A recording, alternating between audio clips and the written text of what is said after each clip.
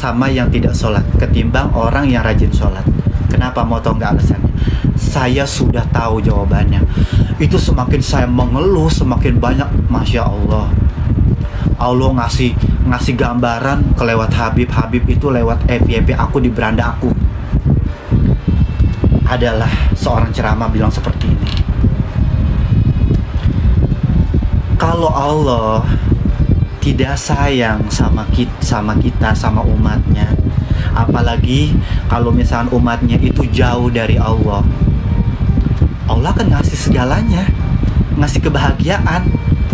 Dia dikasih kebahagiaan ini, ingat nggak sama Tuhannya, ingat nggak sama sang penciptanya yang sudah memberikan rezeki yang luar biasa, dibandingkan sama orang yang sholat, yang rajin sholatnya. Nah begitulah kenapa yang rajin sholat itu keekonomiannya agak sulit. Bukan yang nggak, justru salah. Justru orang yang nggak sholat itu dikasih rezeki yang berlimpah. Itu adalah cobaan.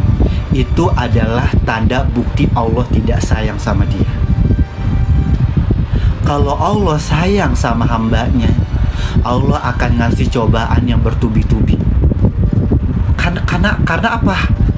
Karena biar hambanya itu yang dikasih cobaan, biar dia tuh selalu memohon, menangis, karena Allah tuh rindu. Karena Allah tuh rindu, pengen melihat hambanya tuh bersujud dan memohon ampun kepadanya. Sumpah, sumpah itu benar-benar, itu ceramah yang benar-benar luar biasa. Oh, jadi Allah gampang ya membolak-balikan hati manusia. Jadi kita dikasih cobaan ini berarti Allah sayang sama kita. Bukannya Allah benci sama kita, bukannya Allah pelit sama kita. Justru kita dikasih cobaan yang bertubi-tubi, itu kita sangat-sangat bersyukur. Sangat-sangat bersyukur bahwasannya Allah tuh sayang sama kita. Makanya aku sekarang kalau dikasih cobaan, dikasih hinaan, dikasih cacian, aduh udah deh, pasrah aja deh. Karena Allah sayang sama kita. Biar kita tuh lebih dewasa lagi, biar kita lebih sabar lagi, insya Allah Allah akan mengasih segalanya untuk kita. Kayak gitu. Makanya itu sih pelajaran buat aku yang benar-benar luar biasa. Ya Allah, terima kasih sudah memberi gambaran lewat hambamu ini yang mulia, yang bijaksana, yang mengirim yang berfaedah banget buat aku. Oh, jadi seperti ini ya. Makanya gini, aku lebih baik kaya di akhirat daripada kaya di dunia. Karena apa? Kaya di dunia itu hanya sesaat, tapi kalau di akhirat nanti itu kekal dan abadi. Masya Allah, tabarakallah. Makanya aku dikasih rezeki yang di dunia walaupun sederhana, nggak apa-apa, nggak jadi masalah. Dulu aku ngeyel, kok ya Allah, kok gue dikasih rezekinya sedikit, kok ya ono nggak rajin sholat, nggak rajin beribadah, kok dikasihnya rezekinya yang apa banyak. Kenapa gue yang rajin sholat, yang rajin beribadah, yang rajin amal, kok gue dikasihnya sedikit? Justru sama, gue tuh ngeluh dulu, ngeluh seperti itu. Tapi ya Allah, tabarakallah, kalau kita dekat sama Allah, ya, hidup kita tuh tenang, damai, otak kita juga cerdas, pemikiran kita tuh adem, tidak kita tuh mikir tuh selalu positif, tidak negatif. Makanya kita kalau misalkan dikasih rezeki sama Allah sedikit aja, Masya Allah, itu tuh udah bersyukur banget. Misalkan kamu ngasih gift ke aku satu mawar, itu aku tuh syukuri aja.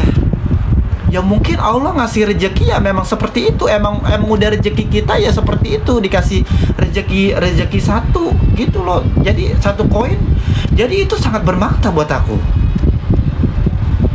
Makanya gitu guys, kalian kalau misalkan mau badung aja lah dulu, nakal dulu aja, jangan tanggung ya, jangan nanggung.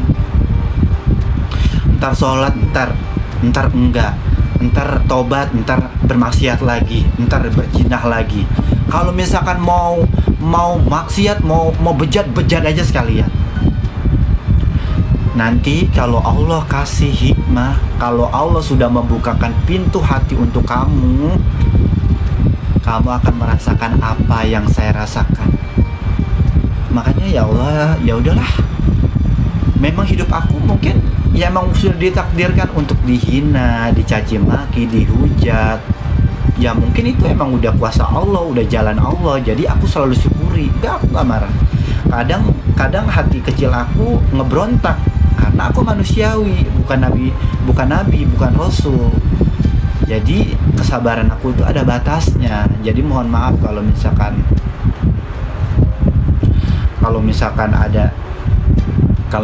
ada something yang aku nyeleneh, yang something omongan aku menyinggung perasaan kalian. Karena apa? Karena aku manusia gitu. Batas kesabaran aku itu ada batasnya gitu. Jadi mohon maaf kalau misalnya aku ada salah-salah kata dan perbuatan, omongan aku kasar ke kalian. Karena aku tuh tidak pernah ya namanya memancing orang duluan. Orang itu memancing aku. Jadi aku jadi kepancing emosi gitu. Makanya di saat aku lagi emosi, aku lebih baik diam, tarik nafas, banyak-banyakin istighfar. Karena istighfar itu tuh sangat-sangat mendampingi hati kita, biar hati kita tuh adem.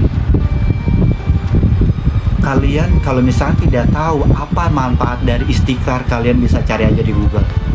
Istighfar itu bisa menenangkan pikiran kita, bisa menenangkan hati kita, dan bisa menenangkan mulut kita. Dan jangan lupa ayat suci, ayat kursi. Karena ayat kursi itu bisa menolong kita dari santet, dari pelet, dari orang jahat, dari setan, dari godaan setan yang terkutuk. Makanya aku kalau misalkan kemana-mana habis sholat itu aku baca ayat suci Al-Quran, surat ayat kursi. Karena sangat penting banget untuk mendampingi kita kalau misalkan kita kemana-mana. Karena ayat kursi itu benar-benar luar biasa, bener banget. Tapi kita harus yakin. Tapi kalau misalkan kita nggak yakin, kembali lagi dulu nih ke hati kita. Hati kita yakin gak nih kita baca ayat kursi? Kalau kita nggak yakin, mau 1000 kita bolak-balik baca ayat kursi, kalau kita nggak yakin, sama aja. Karena keyakinan itu timbul dari hati, harus diyakini dengan doa, harus diniati dari hati, bukan sembarangan asal ucap aja. Kalau tidak ada niat, kalau tidak ada keyakinan, sarwa kene, sama aja mubazir. Lo pakai AC? Enggak pakai AC. AC-nya nggak punya duit cang buat beli AC. Belum ada rezeki, belum nggak punya duit, belum ada rezeki. Nah, jadi kalau misalkan kita misalkan nggak punya duit nih, jangan sekali-sekali bilang nggak ada duit. Belum ya, karena belum itu sama nggak ada itu beda artinya. Kalau nggak ada, ya udah, lu nggak punya duit, udah, lu nggak akan dikasih rezeki. Tapi kalau misalkan belum, oh mungkin Allah belum kasih rezeki buat gua untuk beli AC. Nah, ngomongnya seperti itu. Jadi jangan sampai salah kaprah, karena ucapan itu adalah doa. Jadi jangan sampai, lu ada duit nggak? Gue minjem dong. Jangan pernah bilang sekali-sekali nggak ada. Karena Allah benci sama orang yang punya duit, bilang punya duit tapi bilangnya nggak ada. Punya duit tapi bilangnya nggak ada. Jangan, bilang aja, jujur aja padanya. Sorry, gue ada duit, cuma ini buat kebutuhan gue sehari-hari gitu. Udah, ngomong jujur apa adanya. Jangan bilang nggak ada, gue nggak ada duit. Nanti Allah nggak akan ngasih rezeki buat kamu loh. Bilang aja belum ada duit, gue belum ada uang lebih gitu. Bagi THR dong kak, beli susu anak, masya Allah. Gini, aku doain aja ya buat Aser 74717770749220 guys. Kita doain buat saudara kita yang lagi membutuhkan beli susu untuk anak. Untuk kalian juga yang mau mau bagi rezekinya untuk yang saudara kita ini yang tadi Aser yang tadi aku bacain, nggak apa-apa, bantu aja selagi kami. Jujur kalau aku belum ada uang lebih ya, karena kan ini lagi masa lebaran, lagi banyak pengeluaran. Mohon maaf, bukannya aku nggak bisa ngebantu kamu, tapi belum aku juga masih banyak banget pengeluaran. Mohon maaf, aku doain aja ya biar rezeki kamu lancar, diberikan kesehatan, panjang umur, biar kamu datang rezeki dari pintu selatan, timur, barat, utara. Semoga kamu banyak rezekinya, dilimpahkan dilimpahkan rezekinya. Amin amin ya rabbal alamin. Al-Fatihah. A'udzubillahi minasyaitonirrajim. Bismillahirrahmanirrahim. Alhamdulillahirabbil alamin. Iyyaka na'budu wa iyyaka nasta'in. Shiratal ladzina an'amta 'alaihim. Semoga dijabah sama Allah Subhanahu wa taala.